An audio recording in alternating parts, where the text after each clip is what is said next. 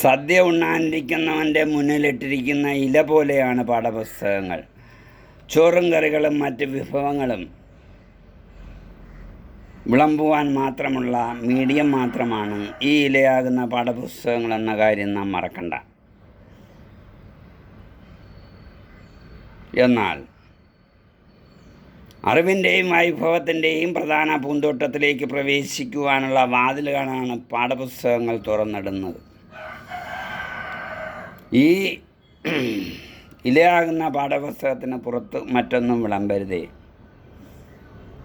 ഈ പ്രധാന വാതിലിനപ്പുറം പോകരുതേ എന്നാരെങ്കിലും ശഠിച്ചാൽ കുട്ടികളുടെ സമഗ്ര വികസനം, കുട്ടികളെ തൊഴിൽ ആഭിമുഖ്യമുള്ള വികസനം എന്ന യാഥാർത്ഥ്യം മുരടിച്ചു പോകും എന്ന കാര്യത്തിൽ സംശയം വേണ്ട. ഈ ഫുൾ A+ ഒക്കെ കിട്ടുക എന്നത് കുഞ്ഞുങ്ങൾക്കും മാതാപിതാക്കൾക്കും അധ്യാപകർക്കും സ്കൂളിനുമൊക്കെ നല്ല കാര്യം തന്നെയാണ്, അവർക്കേറെ സന്തോഷം നൽകുന്ന കാര്യം തന്നെയാണ്. പക്ഷേ ഈ ഫുൾ A+കളെല്ലാം ഒരു തൊഴിൽ മാർഗത്തിലേക്ക് പ്രവേശിക്കുവാനുള്ളൊരു പാതയായി മാറണം. എങ്കിൽ മാത്രമേ ഈ നേടിയ വിദ്യാഭ്യാസം കൊണ്ടൊരു പൂർണ്ണത കൈവരിക്കാനാകൂ എന്ന് നമ്മുടെ രാഷ്ട്രപിതാവായ മഹാത്മാഗാന്ധി പണ്ട് പറഞ്ഞതാണ്.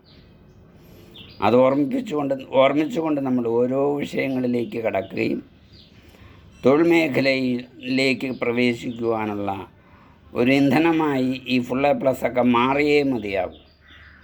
കുഞ്ഞുമക്കളെ സമഗ്ര വികസനത്തിലേക്ക് നയിക്കുവാനുള്ള ദേശീയ പാതയാകണം വിദ്യാഭ്യാസം. ആവശ്യമായ വായുവും വെള്ളവും നൽകി കണ്ണിലെ കൃഷ്ണമണി പോലെ കാത്തു സൂക്ഷിക്കേണ്ട മേഖലയാണ് തൊഴിൽ മേഖല എന്ന യാഥാർത്ഥ്യം നാം അറിയണം.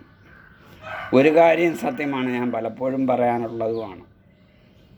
ഇന്ന് ലോകത്ത്, നമ്മുടെ രാജ്യത്ത്, നമ്മുടെ സമൂഹത്തിൽ വിദ്യാഭ്യാസ രംഗത്തും തൊഴിൽ മേഖലയിലും വരുന്ന മാറ്റത്തിനനുസരിച്ച് നാം മാറിയില്ല എങ്കിൽ കാലം നമ്മെ ഈ രംഗത്ത് നിന്നെല്ലാം മാറ്റി നിർത്തപ്പെടും എന്ന് മാതാപിതാക്കളോടും അധ്യാപകരോടും